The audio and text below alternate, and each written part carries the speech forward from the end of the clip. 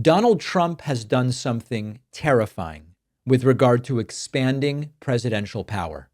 There was a time where Republicans would have forcefully opposed this. That time is not now.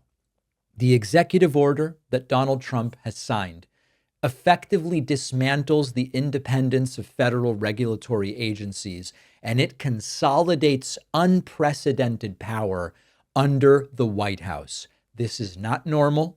This is certainly not democracy. It is, as Senator Bernie Sanders described it earlier this week, authoritarianism. It's more than a temporary power grab. This is the biggest executive power grab in American history, and it fundamentally reshapes the balance of power in our government. And so many people are not understanding what is going on. Now, you may recall that earlier this week, I played this clip for you. Lastly, we have another executive order that President Trump signed relating to independent agencies. This executive order would establish important oversight functions in the Office of Management and Budget and its subsidiary office, OIRA, supervising independent agencies and many of their actions, and also reestablishes the longstanding norm that only the president or the attorney general can speak for the United States when stating an opinion as to what the law is. The order, titled Ensuring Accountability for All Agencies, claims to promote presidential supervision and control of the entire executive branch. This is not about accountability. This is about control. It is about absolute unchecked control. And it is a direct attack on the very foundations of our democratic system. Now, here's what this order does. The president now controls all regulatory agencies. We're talking about supposedly independent agencies like the FEC, the FCC, the FTC, the SEC. They are no longer independent. They are now subject to direct White House oversight. What on earth does Trump know about any of it? Now, the SEC, of course, regulates Wall Street. That's now under Trump's thumb. And that opens up the door to insider trading, favoritism, the targeting of political opponents by the SEC for particular stock trades. The FTC enforces antitrust laws. They can now selectively target companies that oppose the administration and allow friendly monopolies to flourish. Not that the FTC has a good track record of monopoly busting anyway, but especially now. Elections, the FEC, which oversees campaign finance and election integrity, that is now under White House control, meaning the president can directly influence how elections are regulated and enforced. And it goes way further. Agencies like the FDA, the EPA, responsible for drug approvals, food safety, protecting the environment, they are overtly politicized. Now, you might be saying, David, weren't they kind of implicitly politicized anyway? Yes, they were. But now that is completely unrestrained by the overt politicization. Climate change regulations, gone overnight. Scientific research, subject to what Trump wants researched. And they can even say, okay, you did it. You did the research. I don't want it released to the public. Not going public. The implication here is that there is no longer any neutral enforcement of economic, environmental, or election laws. It's just dictated by Trump and political loyalty. That's number one.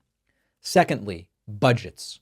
The White House can block agency budgets or say we are going to send the funds elsewhere. The OMB, Office of Management and Budget, is led by Trump loyalist Russell Vought. We spoke about him on Monday. They now have the power to just adjust funding allocations for independent agencies.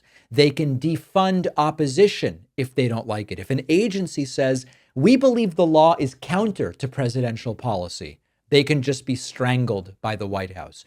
Agencies that fall in line will be fully funded, even if it is against the law.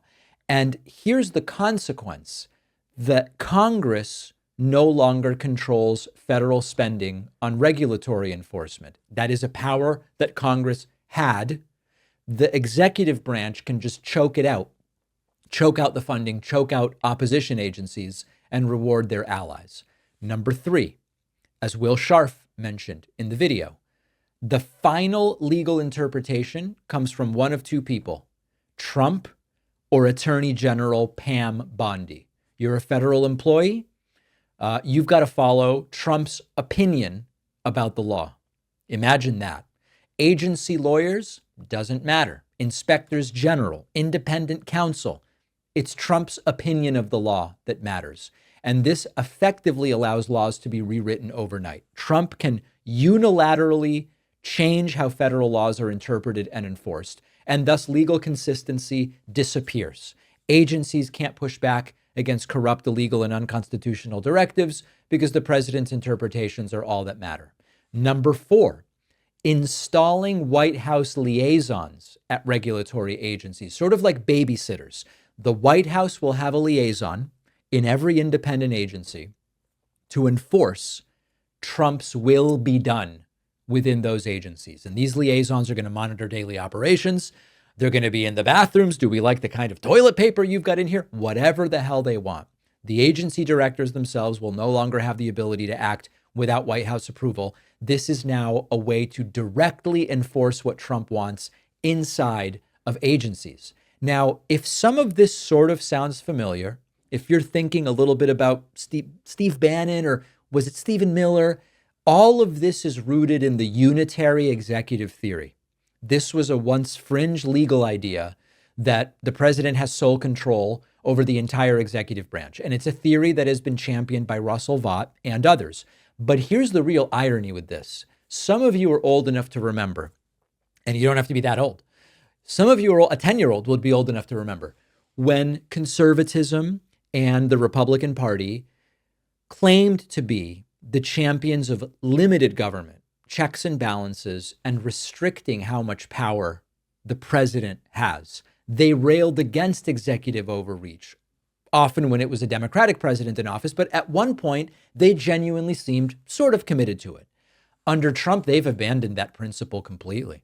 This is another reminder that they have their stated principles, limited government, blah, blah, blah, and it's meaningless as soon as they deem it inconvenient. If what's convenient is letting Trump control every aspect of every agency, forget about limited government. We don't care. So this is an executive order that doesn't just expand presidential power, it erases some of the final restraints on it.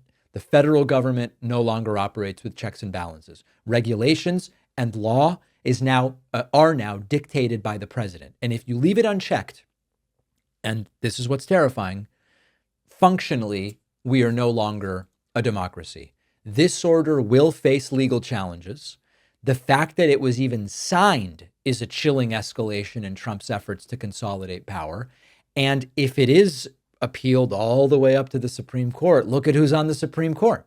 Another aspect to this disaster.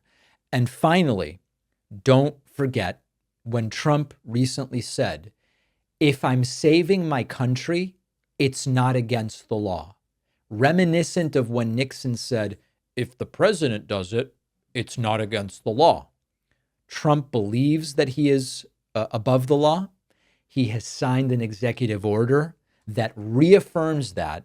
And the only check on it may end up being a Supreme Court that has 3 justices on it that were nominated by Trump, and is one of the most extreme right-wing courts, certainly in my lifetime, much longer than that as well.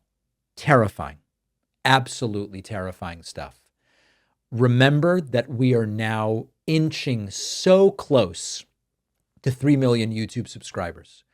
In terms of left-wing shows, you've got the Young Turks, you've got Midas Touch, and you've got Brian Tyler Cohen above 3 million.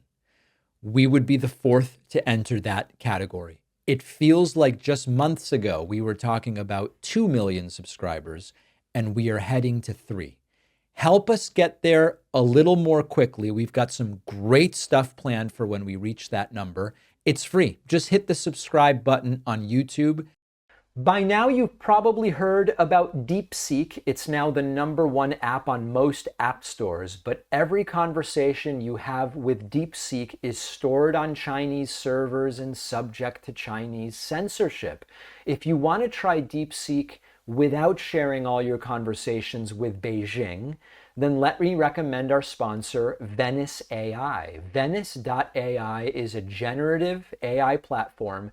It's private and it's permissionless, and they utilize leading open source AI models to deliver text, code, and image generation right to your web browser. No downloads, no installations of anything, and they offer a version of DeepSeek that's private and without censorship.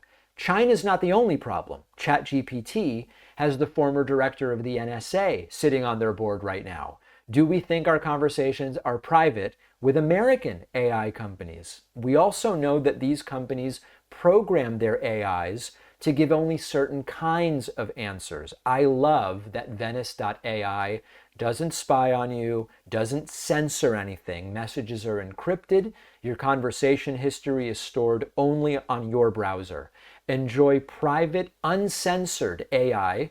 Go to venice.ai/Pacman and use the code Pacman to get 20% off a pro plan. The link is in the description.